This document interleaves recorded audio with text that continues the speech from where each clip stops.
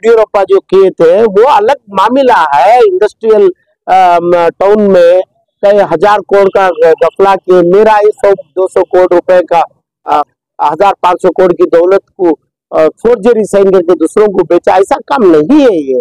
ये पुलिस को जानकारी है ना, जो भी इन्वेस्टिगेशन एजेंट्स को जानकारी है। इसमें एक तो लोकायुक्त इन्वेस्टिगेशन करेगा अपने आप सेक्शन 2 में, नहीं तो पुलिस को देंगे, पुलिस अलग है लोकायुक्ता से, लोकायुक्ता पुलिस, नहीं तो कोर्ट अपने आप भी केस चला सकती है। इस तीनों में भी प्रोटोकॉल के साथ सिद्धरामैया आएंगे, केस चलाएंगे, केस में साबित होगा, कन्विक्शन होगा, वो कन्विक्शन का अपील भी होगा। यहाँ तक कन्विक्शन 2 साल के ऊपर होना चाहिए।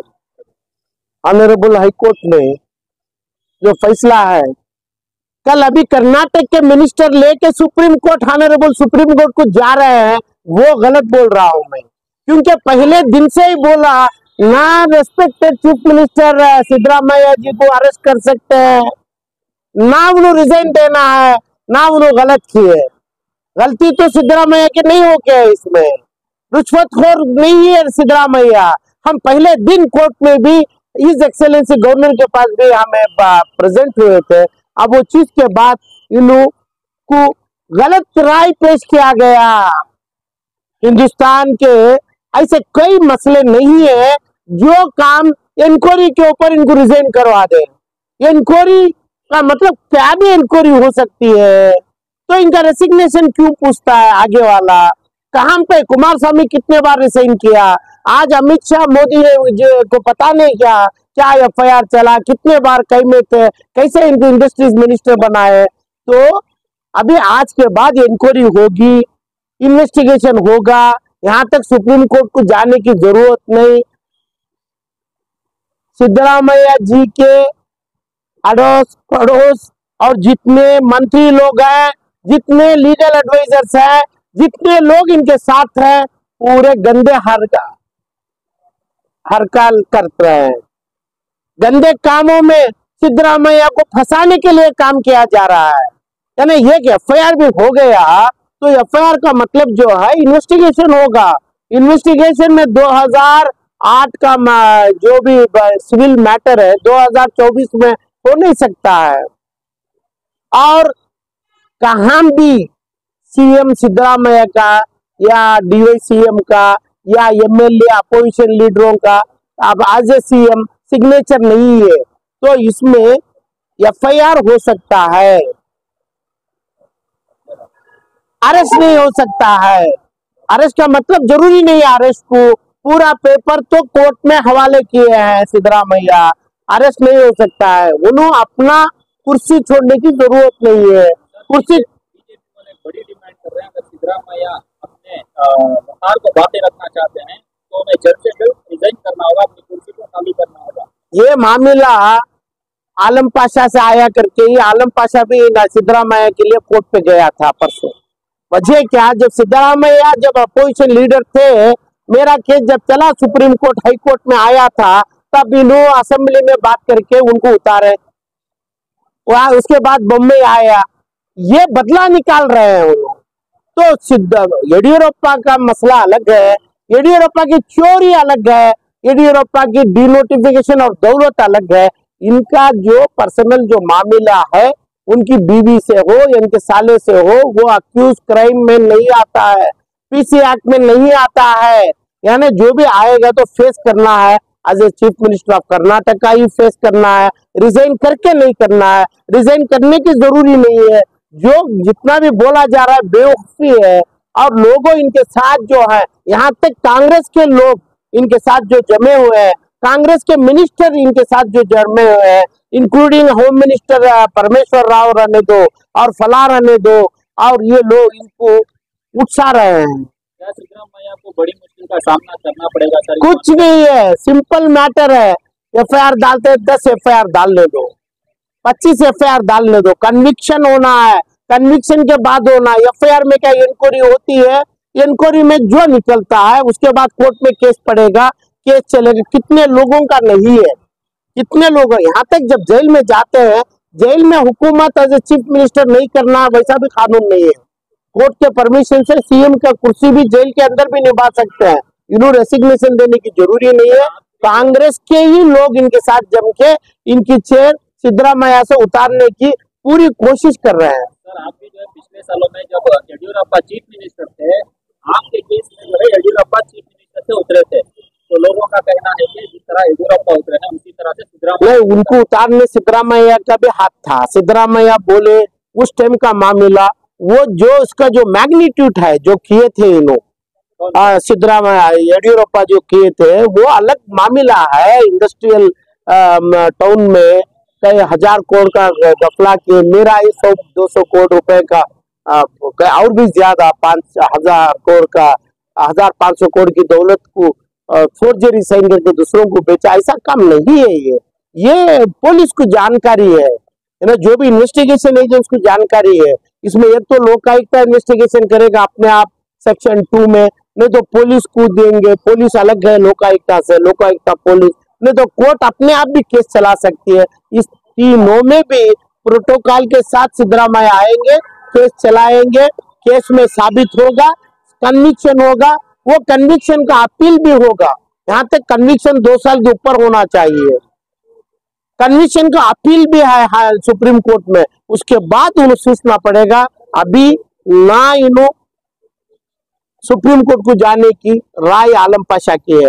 जो राय दिया जा रहा है, इनके साथ जो मिनिस्टर्स हैं, जितने लोग हैं, अपने चाहने वाले करके जो बोल के सिद्धरामैया जिसको रखा है, वो जमीर अहमद है, फलाह है, नसीर अहमद है और दूसरे है परमेश्वर, उन्होंने ढकलते होंगे, उन्होंने ढकल रहे। इनको जरूरी नहीं है, हाईकोर्ट को जाने की जरूरी नहीं थी, तो इसलिए आलम पाशा अकेला अपने MP MLA कोर्ट को गया था, काफी था ये, इतना ही।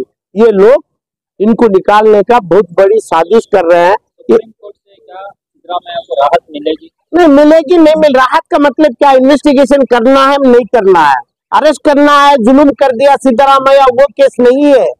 केस वो नहीं है अभी, वो इन्वेस्टिगेशन करके रिपोर्ट लाएंगे। इन्वेस्टिगेशन किसी का कहाँ भी कभी भी हो सकता है। इन्वेस्टिगेशन को रुकावट कौन भी लाना जरूरी भी नहीं है। इन्वेस्टिगेशन में साबित भी हो गया, 2 साल की सजा भी हो गई, जेल में भी डाल दिए, तो भी उन्हें रिजाइन करने की जरूरी सिद्धरामैया को भी नहीं है, कोई दूसरे चीफ मिनिस्टर को भी नहीं है। जब येडियुरप्पा को हुआ तो वो हजारों का करोड़ का पब्लिक का मामला था, ये इनके घर का मामला है। घर के 2008 1998 की फाइल 2024 में खोला गया है, इन्हें 25 साल से खोला नहीं है। ये सिर्फ आलम पाशा कोर्ट में बताया था, मैं खुद बताया था। ये जो चीज लेके आए हैं, एक बात आलम पाशा डिक्लेयर करता है, जो सिद्धरामैया के जो 7 मिनिस्टर्स है गलत राय दे रहे हैं, सिद्धरामैया के लीगल एडवाइजर्स है गलत राय पेश किया है, सीनियर एडवोकेट्स को लाए हैं उन्होंने गलत पेश किया है। अब सुप्रीम कोर्ट में भी उनकी कामयाबी ना हो, या ना कामयाबी हो जावे, क्या हो जाएगा? अपना इन्वेस्टिगेशन नहीं होना, ये कौन बोल सकता है? सुप्रीम कोर्ट बोलेगी तो दूसरे तरीके से फिर भी इन्वेस्टिगेशन को इजाजत देगी। तो ये केस कोर्ट में चल सकती है क्या? नहीं, ट्रायल कोर्ट में। ये इनके लोग देखना था, ये देखने की अकलाक ना कर्नाटक के मिनिस्टरों को है जिसके साथ इन्हों है, ना लीगल एडवाइजर्स को है। लीगल डिपार्टमेंट कर्नाटक में सिद्धरामैया के साथ जो है पूरा गलत करके गलत रास्ते में इनको कुर्सी से उतारने की कोशिश में जो लगे हैं। सिद्धरामैया को समझ में आएगा, अभी नहीं आया सवाल नहीं है। गलत रास्ते में छोड़ने के लिए ये इतनी बड़ी जिम्मेदारी जमीर अहमद के ऊपर छोड़ा, नसीर अहमद के ऊपर छोड़ा, अभी फलां के ऊपर छोड़ा, जितने साथ हैं इन्हों क्यों राय नहीं दे सकते? क्यों नहीं राय दिए? सवाल ये भी आ रहा है, क्या सिद्धरामैया अपनी कुर्सी पर बातें रहेंगे एज सीएम? वो कुर्सी पे जो पब्लिक वोट किया 140-35 नंबर MLA है, उनका बाटा बूटी कर ले तोड़े, हमारा काम नहीं है। मगर सीएम कुर्सी से उतरने अपने कन्विक्शन होना है, FIR से, चार्जशीट से, ट्रायल से, सम्मन से कुर्सी छोड़ नहीं पाते हैं। और क्या टाइप का ये, जब अभी ऑटो वाले हैं, गाड़ी वाले हैं, उनको भी पुलिस पकड़ के नोटिस देता है, पेनाल्टी नहीं बना तो गाड़ी सीज करता है। वो क्या टाइप का, उनके पास पैसा नहीं है, नहीं बना, क्राइम इतना ही है, वो कोर्ट को मालूम होता है। उनको लेके जेल में नहीं डालेगा। ऐसा इनका क्राइम, ये आदमी सीएम का क्या है, ये क्राइम को कौन बढ़ा रहा है? तो मैं जो कैबिनेट मिनिस्टर जो सिद्धरामैया बनाए उनके ऊपर ही रख रहा हूँ, जो लीगल एडवाइजर्स है उनके ऊपर ही रख रहा हूँ। ये लोग गलत करे, गलत राय पेश करे, गलत डरवा रहे हैं, इन्हों उनके चीजों में आके जो बोलना, ऑनरेबल सुप्रीम कोर्ट को जाना उनका हकूक है। आज के हाईकोर्ट के ऑर्डर में जरूरी नहीं है एफआईआर होगा, कुछ नहीं होगा, ट्रायल चलेगा, कौन अपना इन्वेस्टिगेशन चलेगा। यहाँ तक इसमें दो मैटर, एक लोकायुक्त कर सकते हैं कर्नाटक के, नहीं तो पुलिस का एसपी कर सकते हैं, दोनों का रिपोर्ट भी जज देख सकते हैं, दोनों को छोड़ के जज भी चला सकते हैं, ट्रायल अपने आप विदाउट इन्वेस्टिगेशन, वो भी लाजमी है। जो मैग्नीट्यूड ऑफ क्राइम है, उनकी फैमिली का क्राइम है, 90 यानी 25 साल का क्राइम यानी सिविल मैटर है। सिविल मैटर में 2 या 4 साल के बाद केस नहीं चलती है। सिविल मैटर 25 साल के बाद जो उठाया है वो गलत उठाया है। क्यों नहीं बोला गया लीगल एडवाइजर, क्यों नहीं बोला जो एडवोकेट जनरल साहब है और फला है, मुसलमान के एक एडवोकेट जनरल है इस्माइल जबीउल्लाह को बनाए हैं, एडवोकेट जनरल शान है, क्यों नहीं बोला? सिविल मैटर 25 साल के बाद चलता नहीं है। साइट का मामला 1994 का है, 8 का 2024 में केस आया, तो सिविल केस को जाना चाहिए। 25 साल के बाद केस नहीं है, इनको डराया है, जो डरा तो मरा, उनको मरने इन्हों दे रहा है। और मेरी ओपिनियन है कुछ भी नहीं होगा, सिद्धरामैया को कुर्सी नहीं छोड़ेंगे, कुर्सी नहीं छोड़ना चाहिए। ये कानून ऐसा नहीं है कुर्सी छोड़ना है, ना कोई कोर्ट बोलेगा तुम कुर्सी को रिजाइन करो। यहाँ तक जेल में भी डालेंगे तो भी 2, 2.5, 4 महीने केजरीवाल होकर रिजाइन नहीं दिया, अपने आप अभी दिया, तो क्यों जेल में रह के सीएम क्यों नहीं बन सकते? इन्हें चैलेंज करना है तो जेल में भी रहने दो, सच्चे सही होकर बाहर आएंगे, हमें साबित कराएगा आलम पाशा। बट जो लोग इनका लीगल काम किया है, गलत काम किया है, इसका एक ही रास्ता जो सुप्रीम कोर्ट को भेजा जा रहा है।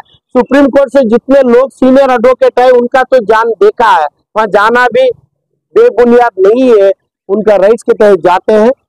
कानून होगा तो सिर्फ एफआईआर होगा, एफआईआर से ना फांसी चढ़ाया जाएगा, ना उनकी बीवी उनको फला अरेस्ट करेंगे, ना इनको अरेस्ट करेंगे, और ना ऐसा कानून है एफआईआर में। अपना पद दे, एमएलए पद कौन भी छोड़ा क्या? तो सीएम पद क्यों छोड़ेगा? एमएलए मिनिस्टर कारपोरेटर तो रहते ही ना, कभी एक आदमी रिजाइन किया क्या? इलेक्टेड रिप्रेजेंटेटिव है तो उसका पावर पूरा बनता है। मुझे उम्मीद है रेस्पेक्टेड सिद्धरामैया ये समझेंगे, इनके साथ जो लोग उनको खिला रहे हैं इनको भी समझेंगे। उन्होंने गलत नहीं किया, अनब्लेमिश सीएम थे, तो इसलिए आलम पाशा सपोर्ट किया है सिद्धरामैया।